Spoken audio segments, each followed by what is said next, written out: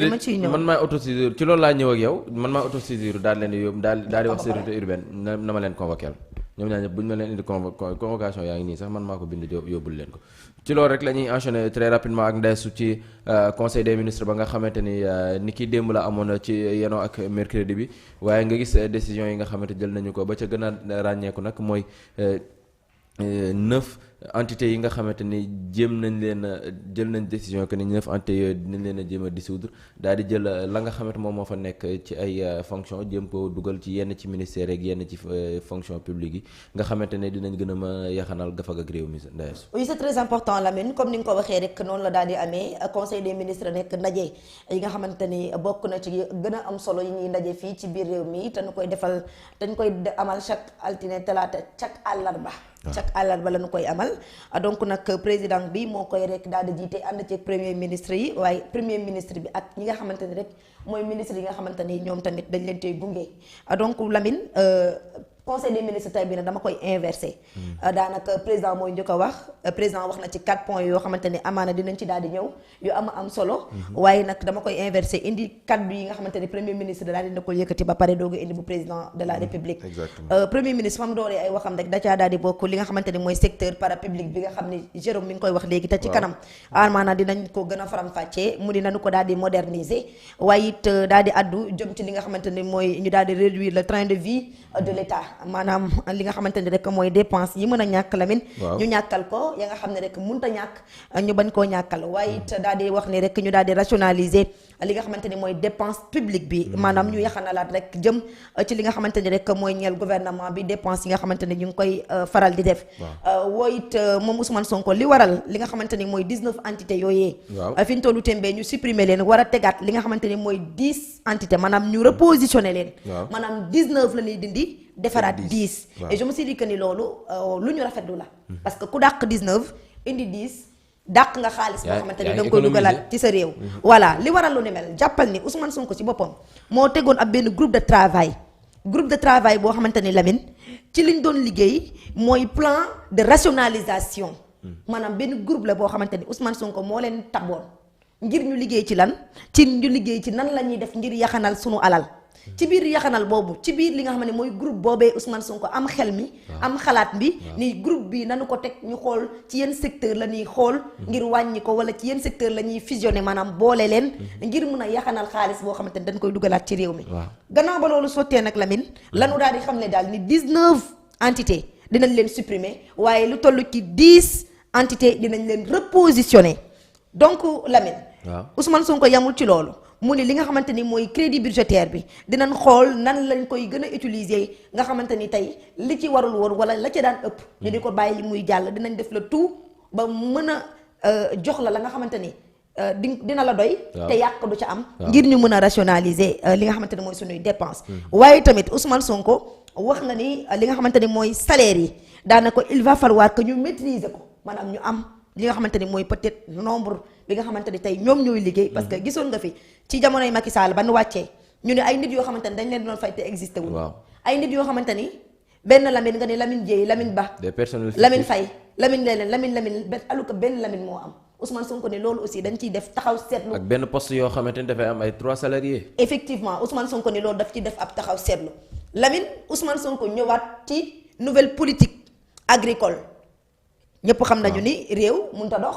sans mbay agriculture mi ngi noonu adduwaat tamit jëm ci nee na 2024 ba 2025 nee na 2024 li ñu def ci li nga xamante ni mooy koppar jëm ci wàllu mbay mi ngi toll ci 120 milliards nee na nag en 2025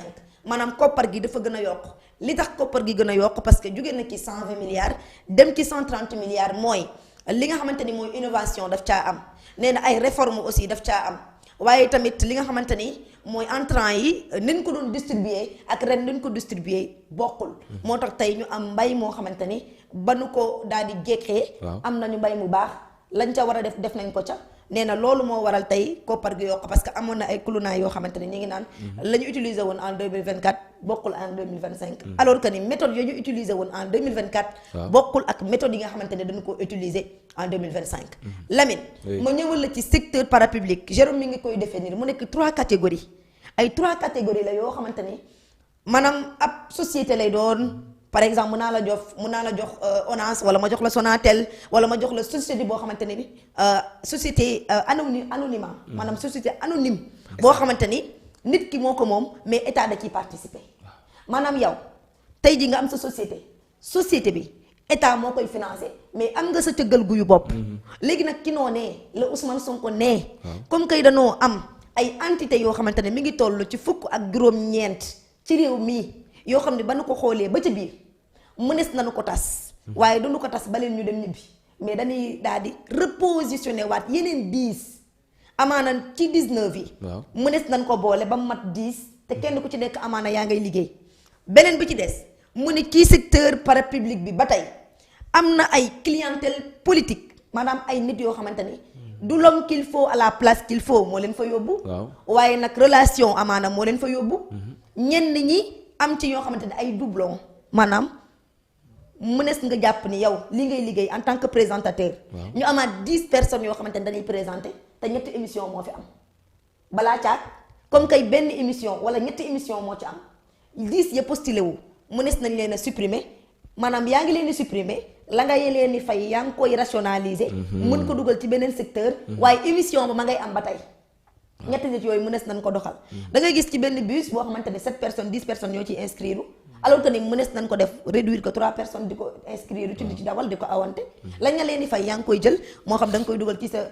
santé moo xam da nga koy dugal ci sa njàng mu kawe bi moo xam da nga koy dugal ci sa njàng mu suufe mi moo xam donc ñi ciy mer te comprendre ñu nii la mbir mi demee du les 982 personnes yii nga xamante ni Lamine dañ leen di jël ngir dugalaat leen ngir repositionner waat yeneen i entreprise du dañuy jël ñëpp sànni du dañuy jël ñëpp sànni mais nag dañuy segg ndax yow diplôme moo la fa dugal ndax yow compétence moo la fa dugal ndax yow connaissance moo la fa dugal c'est très important Lamine ñu ni la gis nga ba nu xoolee lu ni mel gannaaw ba Ousmane Sonko tegee groupe de travail boobee te 900 personnes yooyu noonu mooy 900 yi nga xamante 900 yi kële ñoo nekk ci fichier yi am na ñoo xamante ne ay fictif lañu dañuy seeg moo tax ma la dañuy bu ñu filtré rek di nga xam lépp amaana suba ginnaaw suba ñu ñëw sax ni la lu toll ci par exemple 100 yi wala 200 yi wala 300 yi existé wuñu sax kenn xamul wala ñuy retraité nañ ñi c'est ça léegi ñu la 982 personnes yooyee bu nu xaymaa ci li nga xamante ni mooy seen budget 28 milliards la seen budget maanaam budget ñoom bi nga xamante ni état bi maanaam 19 entités yooyee état bi bu xaymaa lim leen doon jox ci koppar ci budget 28 millions la 28 milliards ñaar fukki milliards ak juróom-ñett lañ leen doon jox maanaam budget lay doon budget boo xamante ni état bi moo koy génnee ñun suñu alal l'argent du contribuable ci suñu gafaga dugal ko foofee te amaana amaluñu njëriñ bu bëri léegi nag Ousmane ni comme kay ñoom amaluñu njëriñ bu bëri wala ña ca am njëriñ mën nañ leen a boole au lieu de 19 ñu def ko 10 Ousmane yemul ci loolu mu ni ñoom seen salaire rek 9 milliards 27 la yaa ngi dégg chaque mois boo ko boolee léegi loolu alal jooju ñu leen doon jox amaana tey li ngay dépenser 9 milliards amaana mënees nga ci dépenser 5 milliards te liggéey ba léegi fa mu tolloon fa lay toll ndax dina dox xam nga loolu ci ñu rationaliser suñuy dépense ci la et ci plan de redressement bi aussi ci la Lamine ñu ni la ñoom ca boppam bu fekkee ni tas nanu 19 entités ya daal di repositionner les 10 ci 19 yi jàppal ni dinañu rationaliser lu toll ci 55 milliards mais ci rationalisation boobu noonu laay ñëw ak ni nga xamante ne ñi ngi jël fonction yi di ko boolente jàpp ni dina mën na sooxel yenn ci dossiers yi mën naa indi lenteur ci yenn dossiers yoo xamante ni mënoon nañ koo traité. ah bien sûr non du mën a indil parce que yow ñoo xamante ni jox naa la exemple. waaw yow tey 10 présentateurs loo koy doyee ci kër gi par exemple ñu ni 10 présentateurs ñoo fi am. te émission yi 5 lan. léegi est-ce que doo wut 5 présentateurs benn émission bu nekk benn présentateur toog présenté ko moo gën nga wut 10 yi da nga leen di fay. te 5 yi rek mu des nañ la amal njëriñ maanaam du yàq dara ci liggéey bi mais am na ci yoo xamante ni. dañu koy supprimer parce que Lamine am na fi ay entreprises yoo xamante ni. état moo ko porté di fa dugal budget bu dul jeex te maanaam kenn moderniser wu ko poste laa la jox exemple. kañ nga gëj a gis nit ni la. dugal naa fa sama bagage léegi daanaka marché bi yàq lañ ko léegi naka la état di def pour moderniser waat ko naka la état di def pour ñun fi ñu toll xarala yu bees yu yees yi ñu adopté ko ñoom ba mën a nekkat ci mode bi ba sénégalais yi mën ko utiliser wa ilaa ndax dañu koy supprimer ci yooyu la ñu ne maanaam nit ñi sax ñu ngi laaj liste yi fan ak ban la liste yi génnagul aw ma ko amoo ko keneen ak keneen amu ko ñoom ñoo ko xam te dinañ xam lan la ñuy supprimer ak lan la ñuy fusionner ñoom ñoo la ko gën a xam Lamine ñu di la ñoom ci boppam det rek bor entreprise bi nga xamante ne état moo ciy dugal moo koy financer maanaam budget bi état moo koy génne ñoom sax dañuy dem bay ami bor yoo xam ne état moo koy fay te ci 19 entités yi nee nañ am na bor lu toll ci 2 milliards 600 ci décembre bi ñu génn te ñoom it bu ñu fàtte ne am nañ budget yu 28 milliards. waaw boole ko 2 milliards. bor yi nga xamante ne am nañu ko. ñu rationaliser 55 milliards ma ne Lamine 55 milliards dugal ko ci sa système sanitaire ndax yow di nga am ay matériels yoo xamante ni. nit ki day soxla faju di nga am plateau médical bu normal. ndax yow ka nekk ca dëkk ba ka nekk ca Saraya ka nekk ca Foundiougne ka nekk ca fu sore ndax kooku doo ko ci mën defal poste de santé ndax njàng mu suufi mii doo ko ci mën a dugal. ndax da ngay dem ci école yoo xamante ni amuñu sax ay règle amuñu ay cré amuñu jumtukaay yu bëri yoo xamante ni maîtres yi dañ ko war a utiliser ngir jàngalee ko xale yi léegi dugal ko ci njàng mu kawe mi am na lu mu la mën a fattal kon buñ ko xeeb Ousmane dañuy rationaliser suñu ay dépenses rationaliser nag Lamine boo ko déggee mooy priorité ngay def lu dul priorité day xaar Ousmane Sonko waxoon na ko bu yàgg lii da koy doogu jëmmal parce que neewoon na ba si voyage yi nga xamante ne dañuy yónni nit mu dem ci dëkk ngir teewal fa Sénégal nga gis buy dem géwal ba day demaale nga gis buy dem jaaykatu cuuraay ba day demaale bu demee jëndi cuuraay nga gis ni jaaykati wax ba day demaale da koy yóbbaale bu demee jëndaale wax bu ñëwee jaay dafa dakk da ngay dem pour une semaine nga fay def doo fa dem avant une semaine ba nga dem defar fa yeneen jour yoo xamante ni ñun suñu alal ci boppam la ñuy génne ngir fayalee la ko est-ce que yaa ngi dégg voyage yi ñu war a dem ñooy dem ñu warta dem kenn du gunge kenn parce que amuñu xaalis boobu Ousmane ni la ubbi taal sab clim ubbi sab frigo taal sab fontaine courant ba di yàq nga diñ koy yàq ci gouvernement bi ndax lan jógewul ci sa poche nanu ko yaxanal rationalisation mooy yaxanal te réew mi Lamine danoo toll ci réew moo xam ne danoo war a yaxanal banque mondiale gisuñu ko ñun gisuñu FMI gisuñu benn financement boo xam ne dugg na ci réew mi lu dul ñun sénégalais yi ñooy cotiser di lebal état bi di liggéey di ñu fay kon ñun bu ñu rationaliser wul kan mooy rationaliser am na solo danoo war a rationaliser li nga xamante ne mooy dépense yi la ñu ñëw ci Ousmane nag lii la wax président ma ñëw ci président de la république li nga xamante ne moom la wax parce que nee naa premier ministre laa njëkkee woon donc président de la république ci conseil des ministres la mu ko daal di njëkkee rek mooy nuyuwaat leen nuyu ministre yi rafetlu seen liggéey ñoom ñëpp waaye nag fi mu ko njëkkee mooy si système éducatif bi maanaam ci njàngale mi moom président de la république daal ni li nga xamante ni mooy culture d'excellence dañu ko war a adopté dañu ko war a yokk Lamine mu jógee foofu nee na ci évaluation yeeg concours yi dañu ko war a sécuriser waaye wares nañ ci def taxawaay boo xamante ne ñi nga xamante ne ñooy ñëw di amal lu ni mel dinañ leen mettre ci ay conditions yoo xamante ne seen xel dina dal ba na mën a réussir li nga xamante ne mooy concours yooyee kii di président de la république ñëw na ci cadre de vie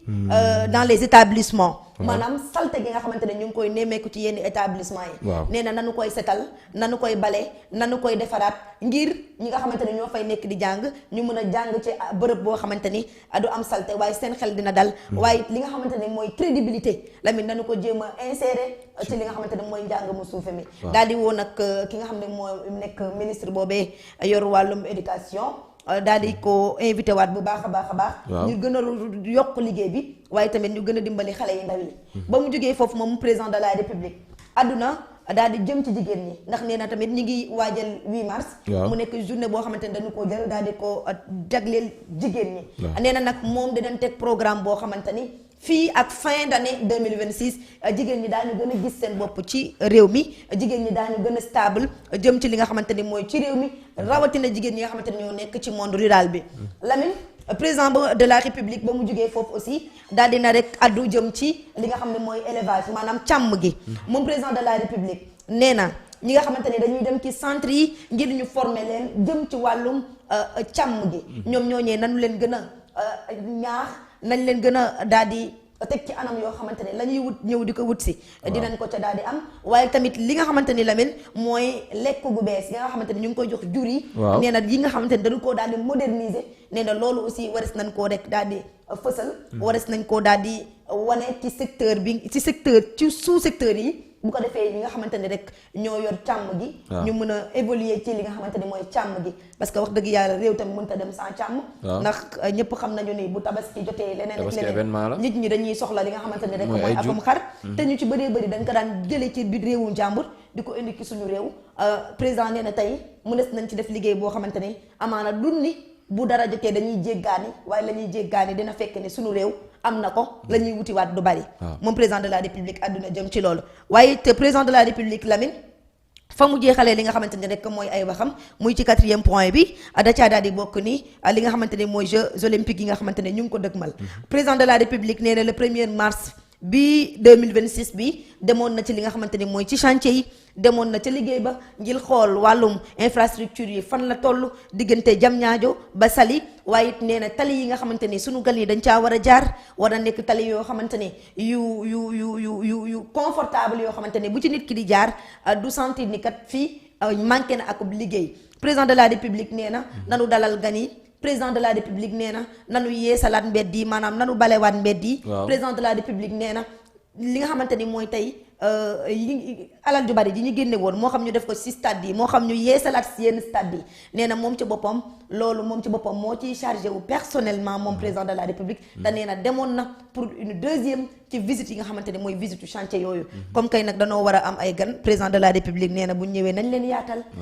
ndax ñoom it liñ ñu mën a indil jëm ci sunu économie nekk na loo xamante ni tey ñun sénégalais yi ñoo ciy jariñu ndax président nee na bu ñu ñëwee ci suñu hôtel la ñuy tëdd te koppar gi nga xamante ne moom la ñuy fay dee dellu si waat ci réew mi président de la république nee na ñoom bu ñu ñëwee ci suñu ay oto la ñuy dugg te transport yooyu new na maanaam xaalis boobu noonu day dellu si waat ci suñu réew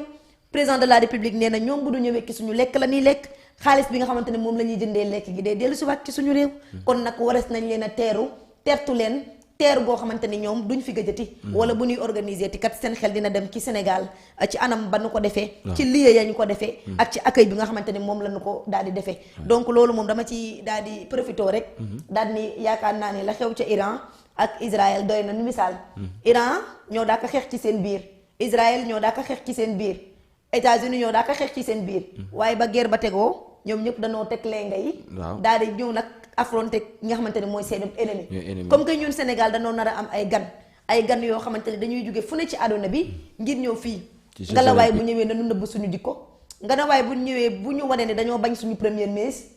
ngelawaay bu ñu ñëwee bu ñu xam ne kat ay nit lañu yoo xamante ni premier ministre bu defee jéego ci assemblée nationale dañuy taxaw naan kan yeggale woo parce que da nga cee am ay xarit ngelawaay nañu nëbb ni bu ñu ñëwee ci réew mi ni président wala premier ministre bi ci boppam moo dem jot ay ordre jox ay ordre nit pour ñu fàtt ay xale nanu nëbb suñuy jikko ba gan ya dem comme kay am na ci ñoo xamante ni moom wax dëgg yàlla kenn xamul lu nu doon fu ñu dem wane fa seen jikko dañuy am ay gan te dañuy recevoir seen jikko kulu naa gi nëbb leen ko ba gan yi ñibbi ba gan yi ñibbi nag ngeen dellu ca la ngeen nekkoon ndax mënoo leen koo baax. am na solo bu baax a baax Ndeysu waaye itam boo dànkaafoo opposition bi da ngay dànkaafu nguur gi xamal leen ni gan yi di ñëw bu ñu xàmmee ku jegeek ña nga xam ñoom ñoo nekk ca pouvoir bi ndax kenn ku nekk la nga moom nañ la ko jox ca xew ma c'est la fête bu dee dañoo organiser Jeux olympiques kenn ku nekk war na cee mën a gis boppam ba ñi nga xamante ne ñoom ñoo ñëw ci teertu gi gis ci seen bopp bu baax a baax ba mën a yóbbu way wu rafet ci suñu réew déjà balaa may daaneel plateau bi du ñàkk gis nga point de presse bi nga xamante ni le ministre de la santé et de l'hygiène publique génn daal ci àddu muy Ibrahima Sy daal di àddu ci coowal soft care bi nga xamante ni jigéen ñi boobu ba léegi bokk na ci seen ay préoccupation bokk na li nga xamante ni ubbo tëjoon na seen bopp ndax enquête wa nga xamante ni boobu ba léegi ñu ngi doon xaar ana résultat yi fan la toll ci point de presse bi nga xamante ni ministre de la santé et de l'hygiène publique def na ko niki tey ci suba. Oui Lamine, c'est très important donc gis nañu ko parce que coowalum soft care ak kenn koo xamante ne woon ci entreprise boobee lay liggéeyee ca boppam moo ñu xamaloon ne soft care kat dañuy jël ay produits yu périmés di ko boole di ko jaxase pour am produit fini lan soft care nag nekk loo xamante ne Lamine boo duggee ci boutique yi jigéen ñi xam na lu muy wax moo fa fees dell amoon na yeneen ay nana ay yeneen yoo xamante ni nit ñi dan nañ ko utiliser Lamine. déggatoo leen wala gisatoo leen parce que lan Softcare dafa ñëw nangu marché yi. monopoliser marché bi. c'est ça yemul rek ci tampon yu jigéen ñi di utiliser. dafa dem ba ci tampon ci xale yi ñuy utiliser maanaam suñu bébé yi. ñu ci bëri Softcare la ñuy utiliser moom lañ leen di defal couche. donc mu nekk loo xamante ne Sénégal boutique boo dem am na fa. léegi nag ñu jotoon benn information. information boobu ñu ni dañuy jël ay matières yu périmées di ko boole. di ko jox Sénégalais yi te loolu mënees nañu indil loraange. kaka defoon bindu bataaxal. xamle ko Sénégalais yi yépp génnaat ni dañ koy menacer. dem sax ba ni ka yëkkati woon kàddu yooyu ni ka nga xamante ni tey mooy chinois ba moom mbir ma. ndax nee na mbir mi du mbirum sénégalais mbirum chinois la. chinois moo ko moom. nee na sax demoon nan ba koy ger tegal ko maletu xaalis ngir mu daal di deltu ginnaaw. ci kaddu yi mu yëkkati woon parce que kaddu yooyu mu yëkkati woon daa yàqoon marché bi ndax ci jamono jooju gisoo woon ku doon jënd Softcare. léegi nag comme kay ñoom boo naree yàq seen marché ci 100 francs